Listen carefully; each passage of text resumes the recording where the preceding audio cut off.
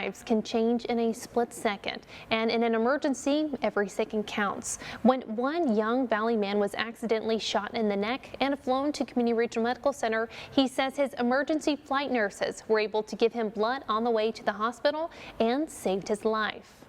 In May of 2023, Brian Zumaya and his friends were at a shooting range near Bass Lake. They all had CCW licenses, and Brian says he was helping his friends set up targets. Started looking at targets to put them, and in a matter of seconds, it just...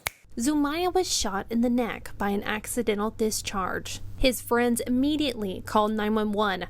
Local paramedics arrived to help Brian until the air ambulance flew in to transport him to Community Regional to receive a higher level of care. We had gotten a call for a GSW, a gunshot wound up in Oakhurst. Brian Carnes is one of the flight paramedics with Skylife Air Methods, who flew in alongside flight nurse Alexis Masson to transport Zumaya to the hospital. So I opened the back of the ambulance doors and I see this young kid sitting in the back. He was still awake. He was actually talking to us. He was able to communicate. I remember holding someone's hand and just really I don't know, bracing, kind of hoping that I wouldn't lose strength. We were able to reassure him that everything would be okay and that we were going to help take care of him. The Skylife team prepared to fly Brian to Community Regional Medical Center, the only level 1 trauma center in Los Angeles and San Francisco. And so as we fly up there, we'll typically start calculating drugs because we don't usually get a full report of what we're about to walk into. He did have an airway compromise,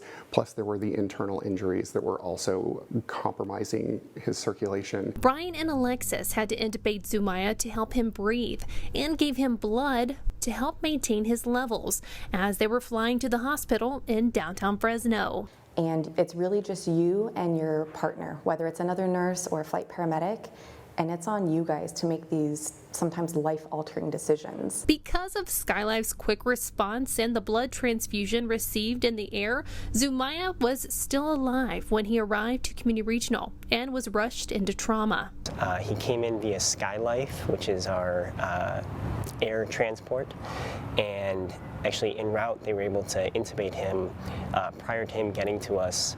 They give us a report and transfer him over to us in our trauma bay. Dr. Andrew Cox was the emergency medicine physician that led the trauma team when Zumaya arrived. And so having access to blood, especially in cases like his where he did have injury to one of his arteries in his neck from that gunshot wound, without the ability to do something that we call as massive transfusion protocol, a lot of these cases, including Brian's, would likely not survive. Having access to blood products is crucial for hospitals to save lives in cases like these.